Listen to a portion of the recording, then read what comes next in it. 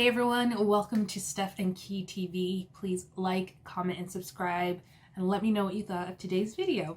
Alright, Beverly Hills, I know I'm super late, but let's get into it. So we open with Crystal and Kyle. They're doing some charity work, and Kyle apologizes for eating like 20 dumplings at Crystal's house.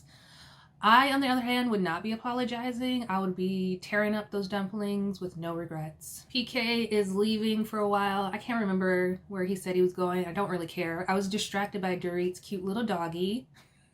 I know there's been a lot of shade going around about the apple, like the Lucy apple juicy.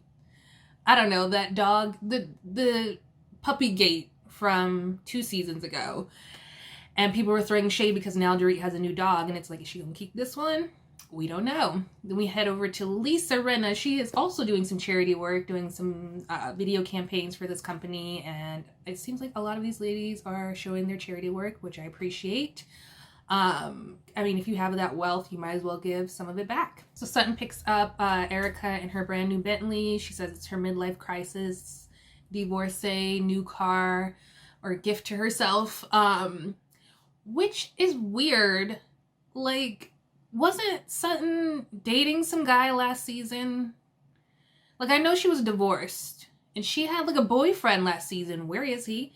And now all of a sudden she keeps talking about her divorce. She wasn't talking about it last season. Maybe it's because that's why she was a friend of last season, because she wasn't allowed to share a lot of her stuff that was going on. She couldn't bring on her kids. She couldn't talk about her husband much. Her ex-husband, because she was dating, she had a whole ass boyfriend last season. So it's weird that she's pouring it all out now, acting as if she just got divorced. Because I'm like, okay, so if it's just now finalized, okay, but I'm like, you had a boyfriend last season. It's really weird that she's talking about her husband, her ex-husband now, as if they had just got divorced, and as if she didn't have a boyfriend last season. It's really weird, but she's rented out this whole spa for her and Erica so Erica can get pampered because she's recently divorced and needs to stay young and fresh. You know Sutton, she likes to bring on the gifts, extravagant gifts, really lay it all out there. So she brought her care package with some sad pop chips. I'm like, girl, like, where are the Lays? Where are the hot chips? Like, something good. She gave her these pop chips, some fun little gifts, and the spa day. So they're doing some cryogenesis, the thing where you stand in the freezer thing and it's supposed to like freeze fat off or something and help like regenerate cells, I believe.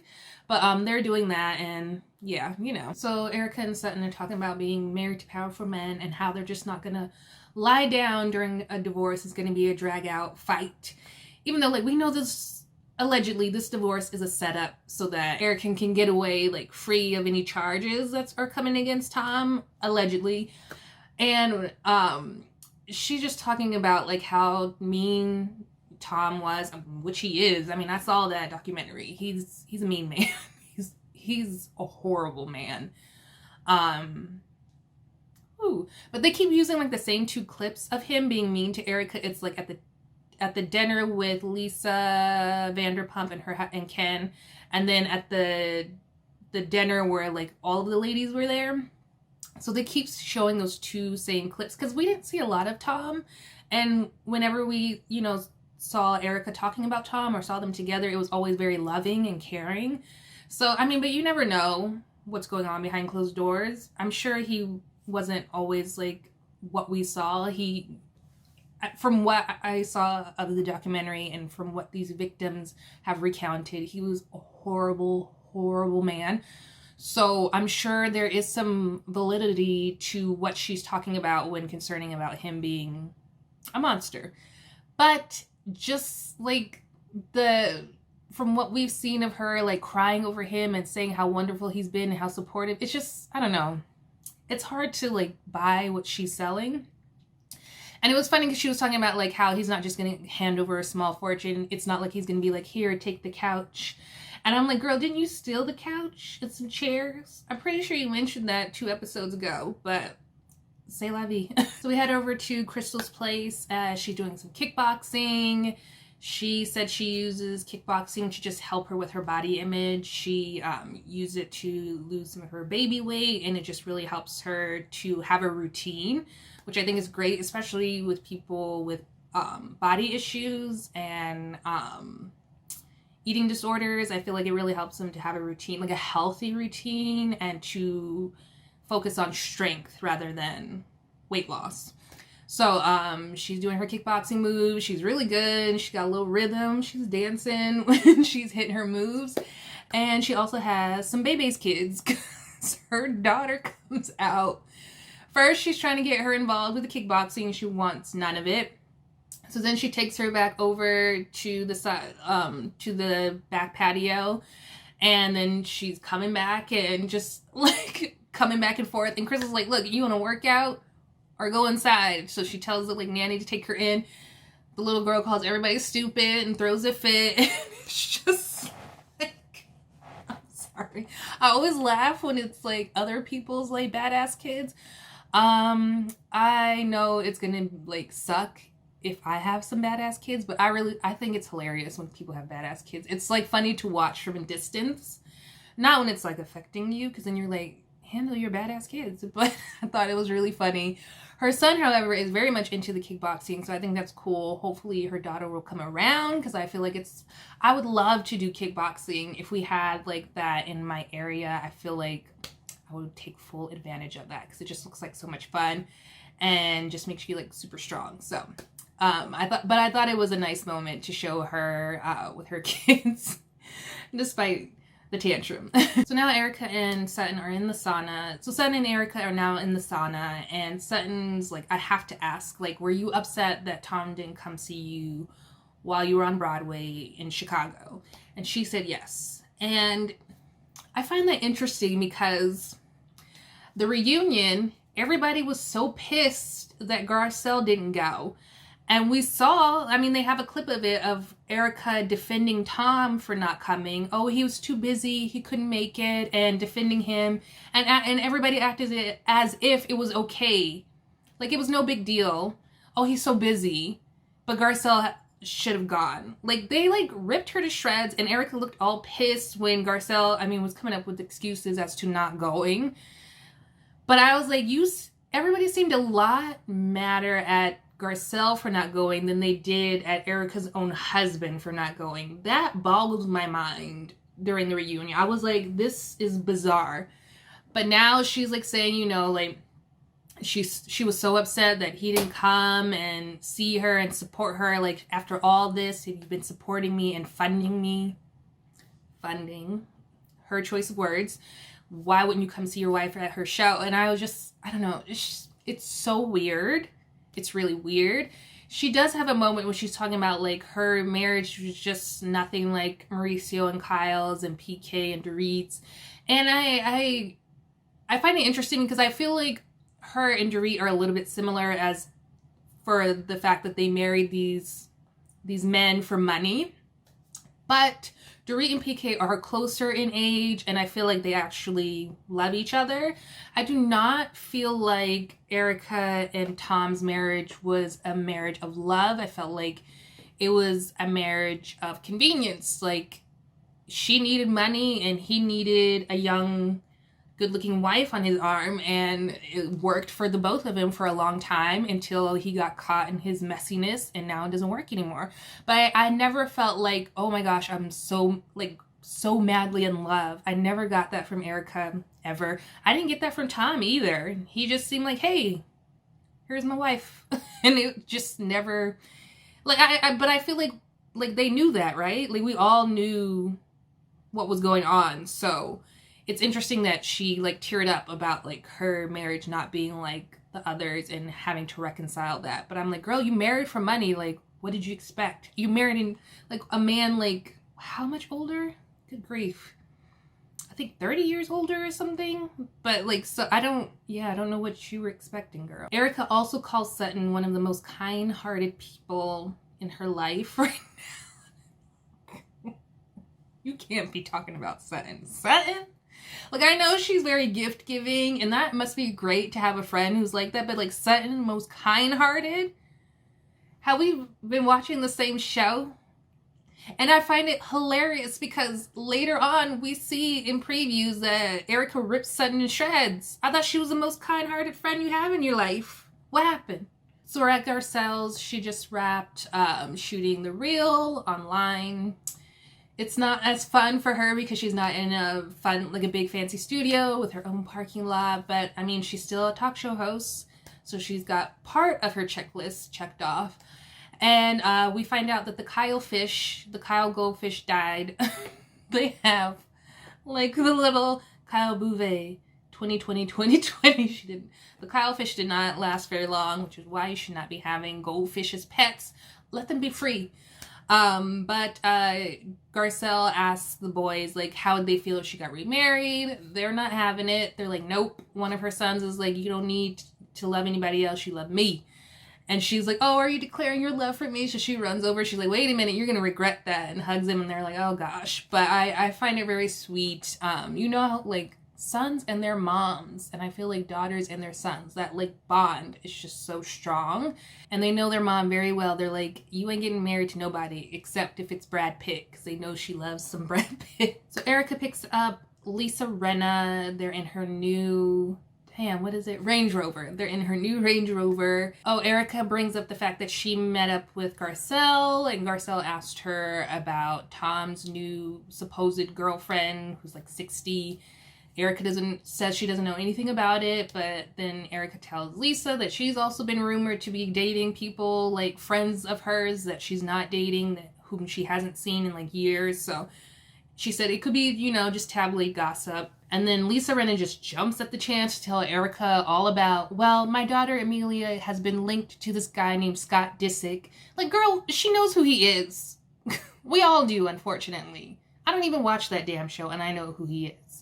So stop trying to act like, you know, just some random guy named Scott Disick. Lisa, shut up.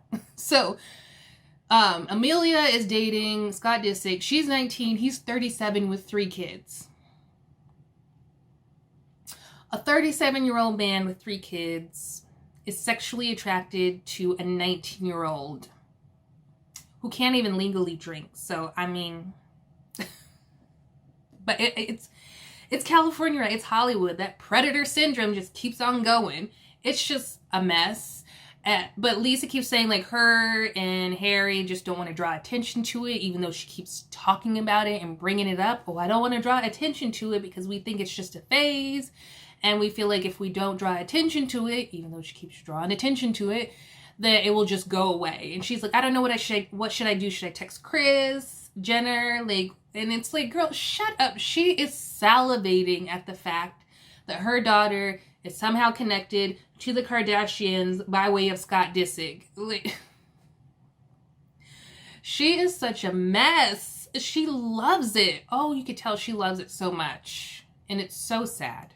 So they're getting Christmas decorations for Erica's new small little house. She keeps calling it her small little house. She's like, I have no Christmas decorations. I got this small little house. And I'm like, girl, nobody feels sorry for you. You have a lot more than Tom's victims do. So, allegedly. So I would stop with, like, the fake tears. Like, just stop. So Kyle calls the ladies and invites them out to drinks the next night. So they're all going to do that. And yeah. So we head over to Kyle's. She is making dinner with Mauricio and Portia. And they're just talking about getting ready for Portia's bar mitzvah. They sit down to dinner. Alexia, I think that's their other daughter's name, sits down. They're going to surprise Portia with their other daughter, Sophia, because she's been away at school. And her and Portia have such a tight bond. So, like, she comes up to the back patio, and they're like, who is that? And so Portia sees her, freaks out, has an emotional breakdown. It is so sweet and hilarious. She is crying, pouring down, like, tears. And Mauricio is cracking up, like, hilarious. It's so funny. He's dying laughing. But they can't hug because she just got back from school. She tested negative, but they have to wait 2 days just to make sure. So Portia's just like, this is almost as bad as you being in a different state because it can't touch you. And so they end up touching toes, and Portia breaks down even more. It's It's hilarious, but I love that they're so close because, you know, it's sisters, like, and just siblings in general. You never know, like, how close they're gonna be, and it seems like Kyle's daughters have a really tight bond, and it's just so sweet to see that, especially with the big age difference. I mean, like, Sophia's in college, and Portia, I don't know, maybe junior high? I don't know how old she is, but, like, they are so close, and it's just the sweetest thing ever. Dorit had this artist, well, I guess PK wanted this artist to have this portrait of Dorit. So she's one of those narcissistic people that she was talking about who has a big ass picture of themselves in their house now. Okay, Dorit. We head over to Crystal. She's getting ready for the cocktail dinner. She heads downstairs to grab a brownie that her housekeeper has made, and she says, I don't ever eat. And I thought that was weird. And then she stops herself and she's like, well, no, I eat all the time. Or I eat too much. And I was just like, girl. So, and I feel like a lot of these women who come on the housewife shows who have battled or are still battling eating disorders, I feel like the stress of being on the show kind of triggers it, because you could see it with like Jackie from New Jersey. I forgot that Jules from New York. Lord, that was a lot. And I don't know, I kind of feel like Crystal's still kind of has issues with her eating disorder. So it's really interesting. Just watching what they say. So they're all heading over to the cocktail party. Crystal and Kathy are in the same car, and they're just talking about like what they're doing for Thanksgiving and Christmas. Crystal's mom's coming over, and Kathy asks if she's a great cook, and Crystal's like, no.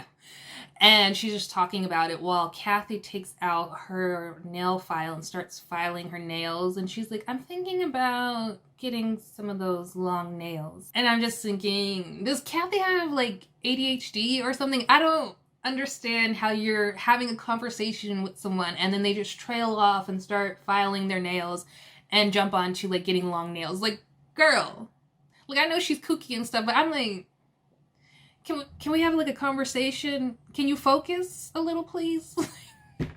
Come on, girl. So Kyle and Sutton are in the car together, and they're just talking about the whole Crystal thing again. Sutton's like, Crystal, we just need to laugh it off, and Crystal needs to get a sense of humor. Really, Sutton?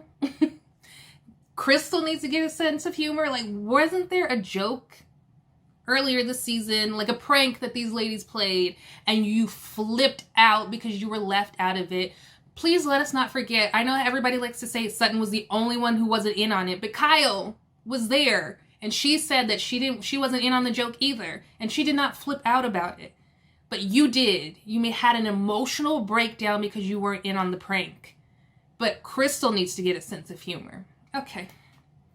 So then, like, Kyle's like, well, I feel like she's very funny and stuff. I feel like she has a sense of humor. Have you not seen it yet? And Sutton's like, no, but I've seen her tits.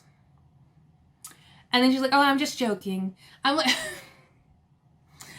well, that's real classy, Sutton. That's that Southern class, right? Girl, you're... Little Miss Southern Manners is talking about somebody's tits, seeing someone's tits after they said they have been violated from you seeing their naked body, after you walked right in without somebody saying come in, looked at, like, saw her naked body and like, well, I don't know what you're doing over there. Like, and now you're making jokes about it. Girl. But this is y'all's favorite, right? Sutton with the class. Talking about somebody's tits. That's so classy. I cannot stand her.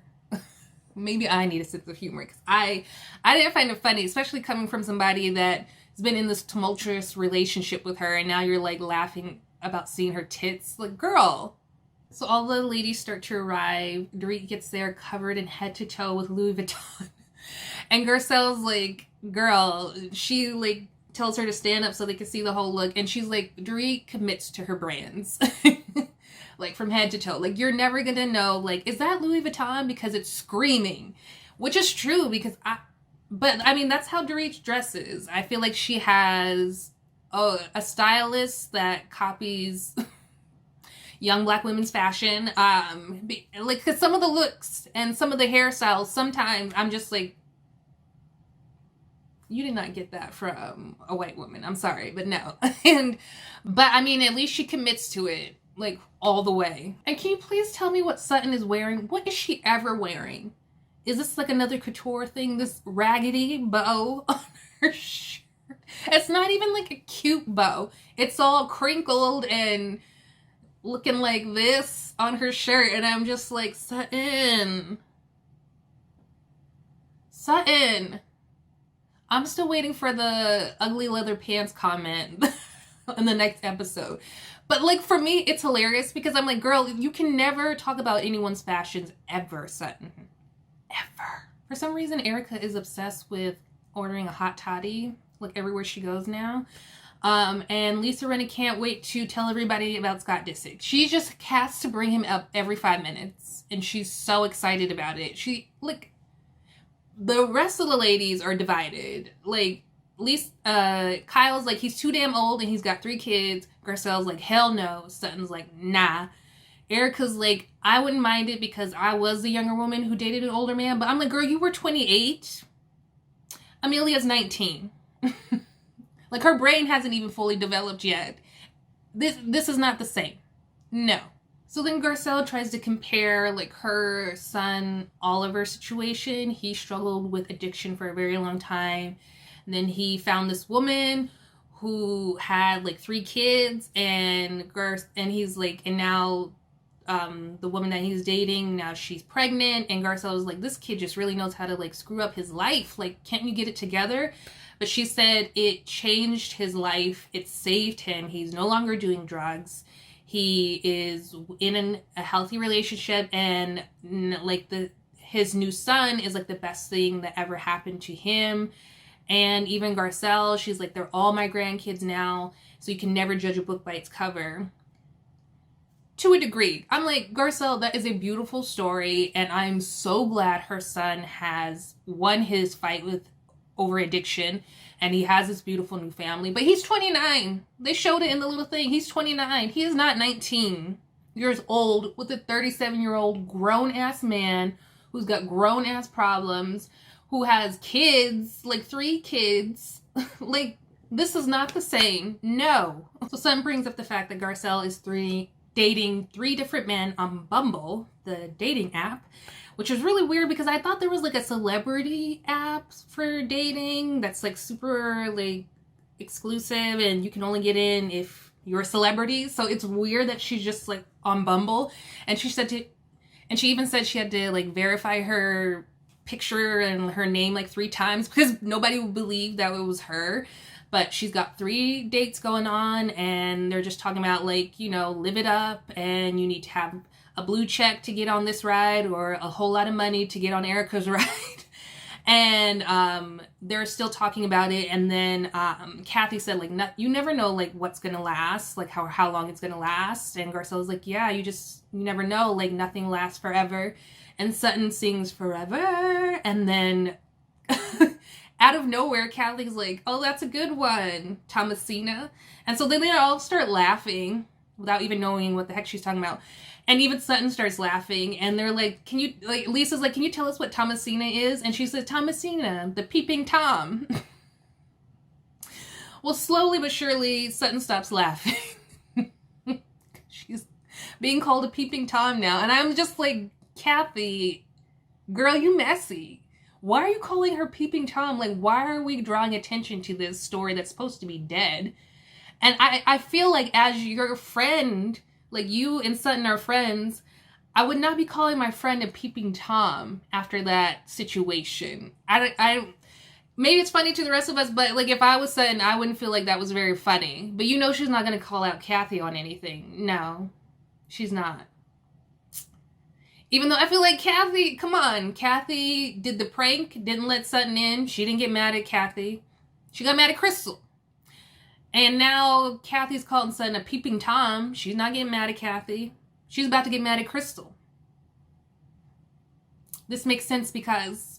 So then Kyle brings up the fact, well, I filled in Kathy on the whole coat situation. And here we go. Messy ass Kyle throws it out there, brings it back up.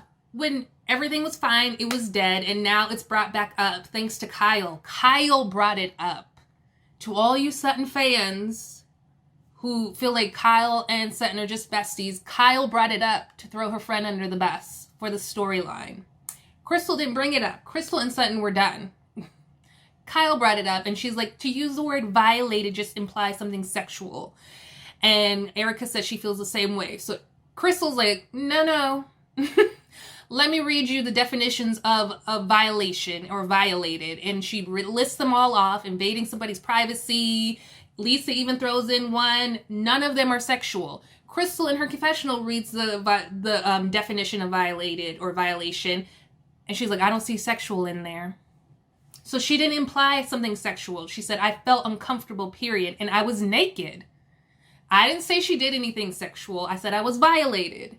I'm sorry, but if you're not smart enough to look it up and know what she's talking about, that's on you. Kyle, messy. Yo, I feel like this is going to be long because I've had it up to here with them. So Kyle's like, well, somebody walked in on me on the bathroom and I didn't feel violated. That's you, Kyle. Sutton's like, well, I didn't feel violated when Kathy walked into my room while I was naked. That's you, Sutton. And you two are friends. You and Crystal were not friends. You did not need to bring her coat so desperately. Like, you didn't. But you went there anyways. You knocked on her door. You just walked right in. She never said come in. And then you made a weird comment. And then you walked out when you should have been like, oh my gosh, I'm so sorry, and left. You violated her privacy and her space. Why is that so hard to understand? Why are we still talking about this? Like, why? Oh, I know why. Because Kyle brought it up. So now Garcelle's jumping in on it. She's like, well, she didn't intend to see you naked, so it's not a violation. Crystal is allowed to feel however she feels. And then Erica in her confessional is talking about Sutton, like Sutton is a good, thoughtful, generous lady. Who cares? There's tons of people who are generous and thoughtful and still do stuff that like might violate someone's privacy. We're talking about intent versus impact. Sutton did not intend to violate Crystal's privacy, but she did. When you don't use your Southern manners and wait for someone to say come in, you just knock and you walk right in, that's violating someone's privacy. You're supposed to wait before you enter someone's room. Miss Southern manners. Ugh. These ladies are driving me nuts. And I'm like, Garcelle, shut up. Stop trying to tell this woman how she feels. And like, they keep saying it's a strong word. And Crystal's like, it's not. But they're like pummeling her down. And I can't believe that Garcelle is in like this gang up of Crystal. Like when last season, she was like, why are y'all all ganging up on Denise? But here you are, Garcelle, ganging up on Crystal over like how she feels. And a word that she used. And it's a proper word. The definition clearly speaks for itself. Sutton violated Crystal's privacy. That's it. She can feel however she wants to feel about it, and Crystal can feel however she wants to feel about it. Sutton doesn't feel like she violated her Crystal's space and privacy, but she did. She doesn't feel like she did, and Crystal feels like she did. End of story. They can feel however they feel. The truth is the truth. So now I love how, like, okay, so Crystal is saying that she didn't mean to imply that Sutton did something sexual or heinous. But like when she was telling the story to the women, she called Sutton creepy and weird. So it implied her being heinous. So I will agree with the ladies on that. Because now Crystal is trying to say that she didn't imply it. But when you call someone creepy and weird and they did something, yes. Even though I still feel like she has every right to use that word violated. When you say someone is creepy and weird, you're implying that they did something like malicious and that she intended to do that. Sutton didn't intend to do that, but she did make she did make a weird comment. She did. So they feel like Crystal's telling it different now. I felt like she told the story the same way up until now, where she said, I didn't mean for it to come off that way. But I mean, you were pretty upset. So I feel like you did mean for it to come off that way, that Sutton was being creepy and weird. And that's fine. Just own up to it. But on the other hand, Sutton is also changing her story. It went from, I knocked on the door, I brought you your coat, I left, to now all of a sudden, I wanted to talk See, she wasn't bringing her coat just to be nice. She brought the coat because she wanted to keep the conversation going and make sure Crystal knew that she wasn't this mean old racist white woman. Like, she did not need to bring her coat. She didn't. So she brought the coat to be messy and to keep the conversation going. She said, now all of a sudden she says, I knocked on the door. I heard you talking. I thought you said come in. Sutton has never once, check the tapes, she's never once said that she thought Crystal said come in. Never once, ever, said she thought that she heard Crystal say come in. But now all of a sudden, I thought I heard you say come in. I came in, I brought you your coat, and I walked out. Girl, bye. No, you didn't. So now all of a sudden it's like, I did not say anything creepy or weird. I'm sorry, but when you're like, I don't know what you're doing over there. That's weird. Like, that's such an unnecessary comment. Her and Crystal keep going back and forth, and now, like, Sutton's like, now I'm getting angry. You do not want to see me get angry, with that little finger pointing. And I'm like with Crystal, laughing her out, like, Sutton, please, what are you gonna do? Nothing. That's what I thought. You're not gonna do anything but point your little finger and use your white tears to try to gain something. I'm like, you have been a tyrant. Can we please go back to where Sutton last season was so big and bad and bold and had so much to say about people, calling people boring in front of a dinner party and stuff, so rude, so bold, and now all of a sudden everybody needs to be so, like, careful of how she feels and what Sutton's going through. Girl, bye. She makes it all about her. She always does. What was it, like Lisa's party? When, like, she was throwing her party for her girls and she was, like, Sutton thought somebody was going to be there and she was like, I'm going to freak out. And it was, like, all about her. And I'm just like, Sutton, get over yourself. You're not going to do anything. And Crystal's going to feel how she wants to feel and you're going to feel how you want to feel. Over this. I couldn't even, like, really laugh and enjoy, like, Kathy forgetting Dorit's name because I'm just so annoyed with these women. And even, like, at the end, Sutton's just like, you got to stop. Like, they squash it, sort of. And Sutton's like, you got to stop telling people that I violated you. And Crystal's like, no, I'm not. Sorry, done. Like, I'm sticking to that word. And I'm glad she did. Nobody defended her. Nobody helped her. Nobody was on her side. And I felt like it was a gang up. And I felt like this is like Denise all over again. They have to pick one person and just go after them. And I'm done with this. Please stop bringing it up. Can we get on to the Erica mess? Like, I'm done. Oh, I'm so glad that Crystal stuck to her guns, even though they, like, pounded her until she would submit. But I'm glad she's sticking firm to her word. Y'all just need to get over it and let's move on. Ugh. Y'all, that is it for this episode. Please let me know what you thought about it in the comments below. I am so sorry that this was so beyond extra long. But I had to get this off my chest. Please like the video and hit that notification bell so you're in the know when I release a new video. And subscribe. I would love to have you a part of Steph and Key TV. Whew, y'all. The new episode's coming on tonight, so we'll see. All right, stay safe, everyone. Bye.